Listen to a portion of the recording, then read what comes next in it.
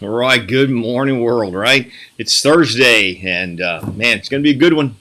Looking forward to what I got going on today. I'm going to do a little stepping in for my labor guy, and that's always fun. Kind of play around in that for a bit, and I'm gonna meet with some folk, and then I'm gonna spend some evening with the pastors praying, and so I'm looking forward to all of that that's going on today. Hope yours is well planned, and you're excited about what's going on in your world.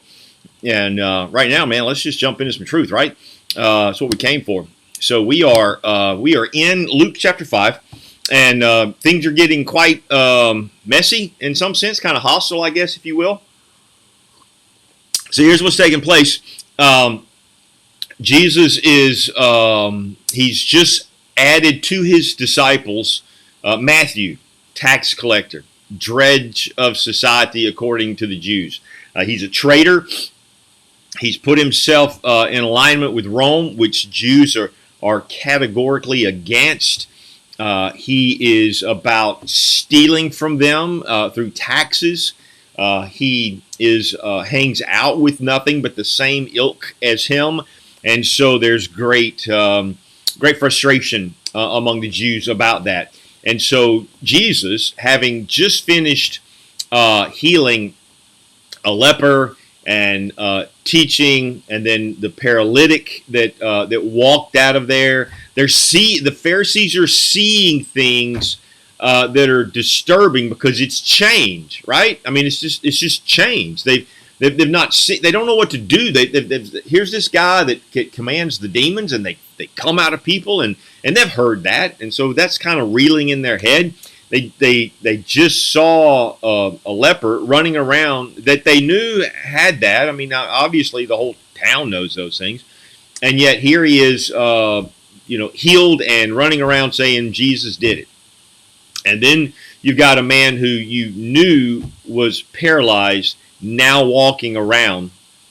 Add all of that to the fact that Jesus isn't. His disciples don't quite look like all the others. They don't look like they belong in rabbinical arenas. They look like thugs. They look like blue collar. They look like the average man. There's nothing intelligent about them. No one's taken them and refined them. This was everything that the Jews were doing. And so you've got this situation, and then he comes along as down the seashore, and he looks into the tax booth of Matthew or Levi and says, "Hey, follow me." Knowing that Levi had already been witnessing things and seeing things, and his heart he knew something wasn't right. And so he understood that he was in the throes of that repentance. And so he looks at him and says, "Follow me. You want a change of life? Follow me."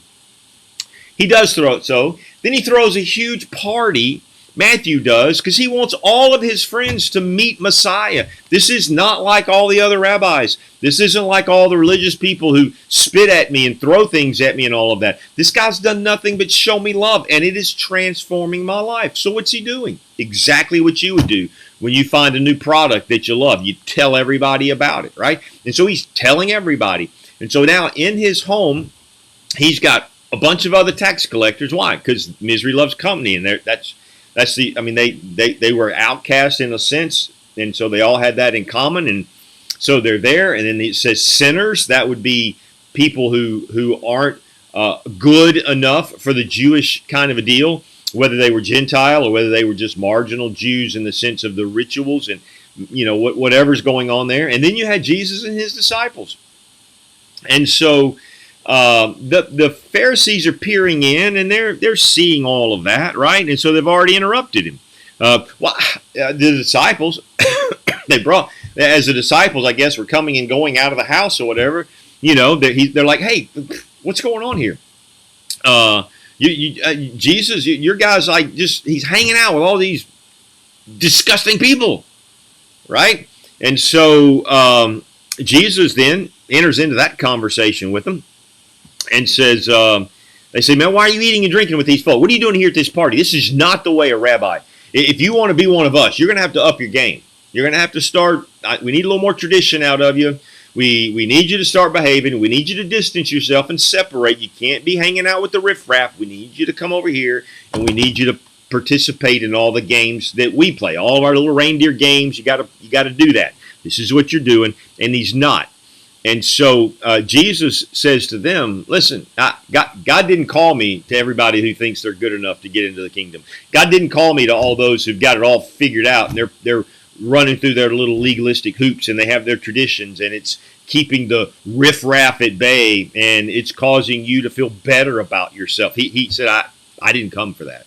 I came to call the sick. I came to call the ones who know that they're dying and that there's something wrong with them internally and externally and that there's more to life than what's going on. This can't be all there is. And so he's saying, I didn't come to that. I did that.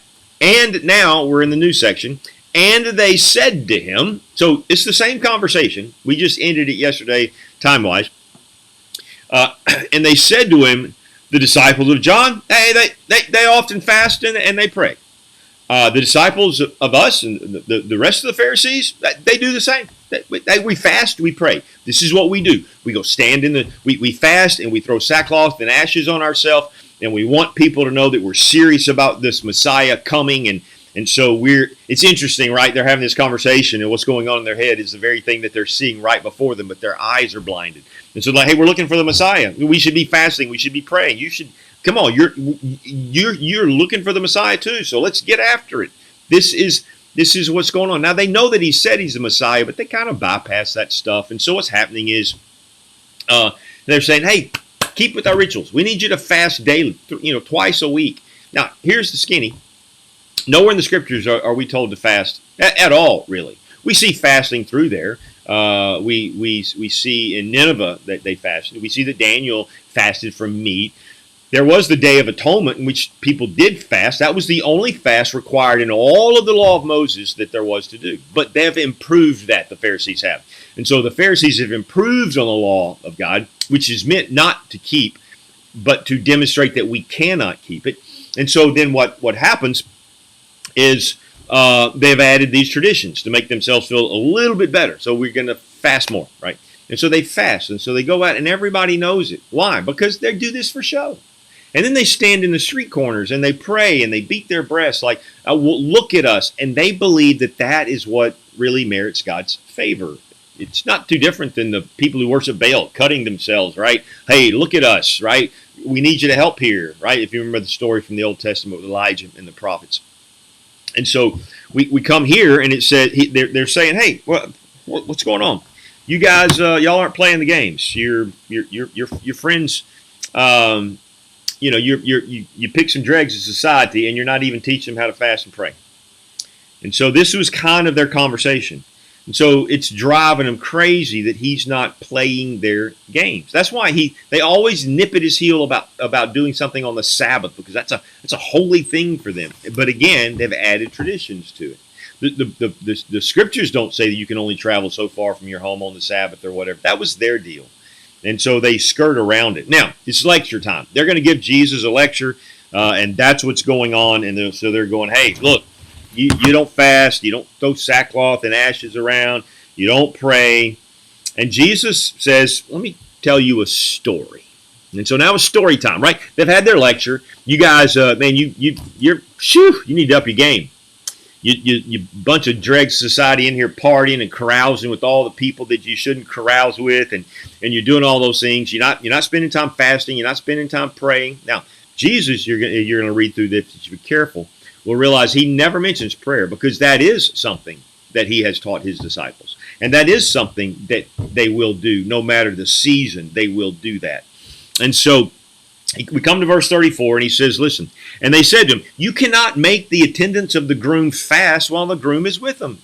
Can you? I mean, listen, there's a time for all that somber stuff you guys are doing, hoping that, things will, if you put it in the wedding picture, there's a lot of stress that goes on before the wedding, right? And there's, sometimes you can even lose your appetite. You're just stressed out about it. Is everything, I mean, not we guys, but you women. Is everything right? Is everything perfect? Is the guest list right? Is the floral arrangement right? Is all the food laid out pretty? Do the tables have these nice little tablescapes all over them, right? And all of those things. And will I fit into my dress? And will he look good in his tux? And all of those things. There's a lot of stress going on. Why? Because it's an anticipation of a great day. And you're wanting that to be a great day. Jesus is simply saying, hey, all that's behind us. hey, hello, I'm here. The bridegroom's here. So we're not fasting and we're not praying, wishing he would be here. I'm here, right here in front of you. This is what he's saying. And so hear this when we read this. You cannot make the attendants of the groom fast while the groom is with them, can you? But the days will come, and when the groom is taken away from them, and then they'll fast in those days. He's like, look, this is a time for celebration. Everything that you've been wanting to happen is now happening.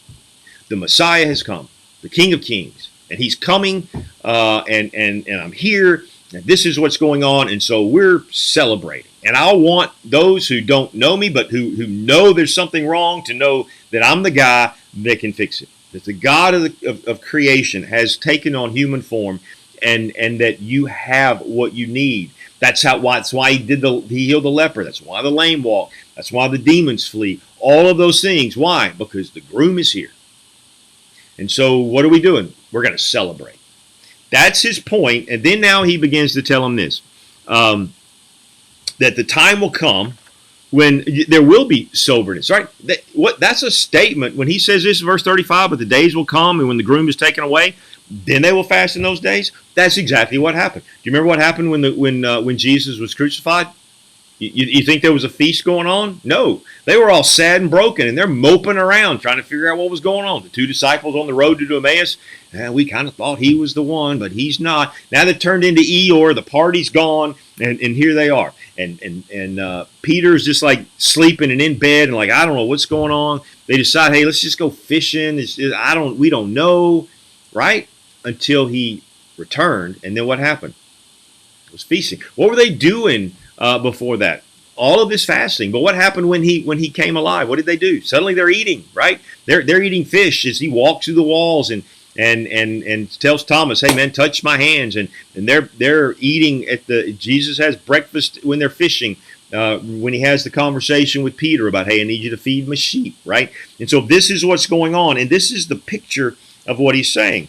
Because fasting is not always a timely issue, but prayer is. He doesn't say anything about the prayer. Now he gives them another illustration to kind of drive the point home. And it says this, verse 36, and he was telling them a parable. No one tears a piece of cloth from a new garment and puts it in an old garment, right? So you got this, your favorite garment's old and worn out, and I mean, it's broken in, and you really like it, and all of a sudden you got that cigarette burn, right? If you're one of those guys. Or it tore, or you got a stain on it, and you're like, oh man, what am I going to do? So you think, well, let me just I'll cut it out. I'll try and patch something new in there, and nobody will know. I mean, maybe you could get the color together to match and all that, but we'll see. But then when you wash it, well, the other's already been washed and worn, and it's stretched, and it's already there. And all of a sudden, that new piece is washed, and it just shrunk even more, and now the seams have ripped, and it's no good. And this is what he's getting ready to say, right? Hey, listen, you want me to come and just patch stuff up? You think Messiah is going to come and just kind of tweak your system? Jesus came to disrupt. He is the disruptor. He is now saying, listen, we've tried this for thousands of years for you to keep the law. And you and I both know you can't do it, that you need someone outside of yourself. We can't just tweak it a little bit. And if we pray 5 times a day instead of 3 times a day, we'll get better. We can't just say, well, if we'll just starve ourselves a little bit more, then things will get better. If we just start behaving more and doing the things, then maybe God will do his. And he's like, that's just, you're just trying to add a patch to. No, the whole system's broken. The old covenant is now leaving. Jeremiah prophesied it would, but you weren't paying attention. He said there's going to come a time when I will give you a new heart. It won't be about all these externals. I'm going to take that heart of stone that you're trying to make come alive by doing all these rituals, and I'm going to give you a heart of flesh. And I'm going to put my spirit in you, which is life, not the law. The law doesn't give life. The law brings death, but the spirit gives life. And I'm going to give him to you. And you're going to see wholesale change. I'm going to write the word on your heart, not just so it's in your head and you do it through ritual, but it's in your heart where you emote it and you're passionate about it because you know the results. And so what he's saying is, no, you're wanting me to behave just like you guys. And how far has that gotten you? right? How's that going for you, right? And so this is what he's driving home here, and I don't want you to miss it. And so then he gives us another illustration because he says the old won't match the new, right? I mean, the new won't match the old. Why? And what are we doing? The old covenant is going away. The new covenant is coming. See, and even John's disciples didn't understand that. They knew they were preparing the way. That's why later on in the book of Acts, when Paul meets a guy and he goes, "Hey, man, were you the Spirit when you believed? Did you get it?" And he goes, "I didn't even know there was a Spirit, man. I was baptized by John. We're looking for the Messiah." Right? That's all he knew. And so that was the old. And so John's disciples were still doing the rituals and still doing those things, but their heart was like, hey, we want more. That's what the repentance, hey, we know we're sinners. We want more. So you got John's disciples who are at that place where they know they need, a new garment, but they don't know how to get it. And then the Pharisees are like, we like our garment, right? And so this is what's going on. Now he comes and he tells them a parable. And he says this, no one pours new wine into old wineskin, otherwise the new wine will burst, and the skins and it will be spilled out, and the skins will be ruined. All of them. What's he going on here? What's he saying? Well, listen, the wine process, and I don't have time to get into all that.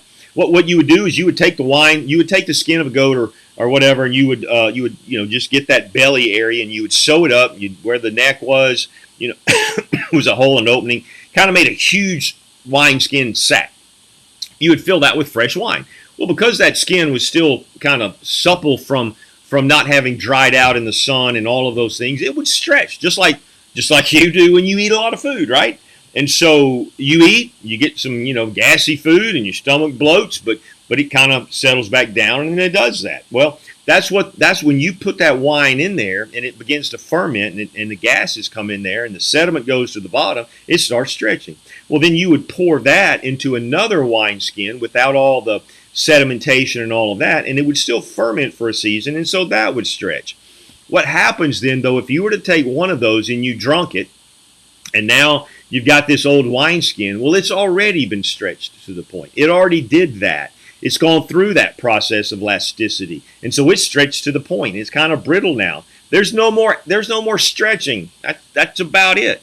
And so he says, listen, that's what you've done to life. You've stretched this garment out, right? You're adding more and more laws and more whatever, and this thing's stretched to the max.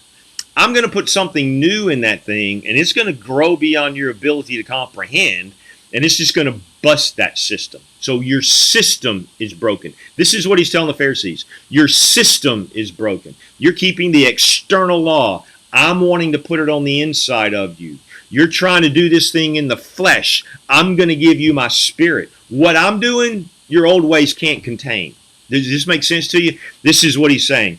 And so then he comes down here and he says, because if we do this, the skin will be ruined. But new wine must be put into fresh wineskins. That's why you see me hanging out with Matthew. That's why you see my disciples doing what they do. That's why you see people coming to us.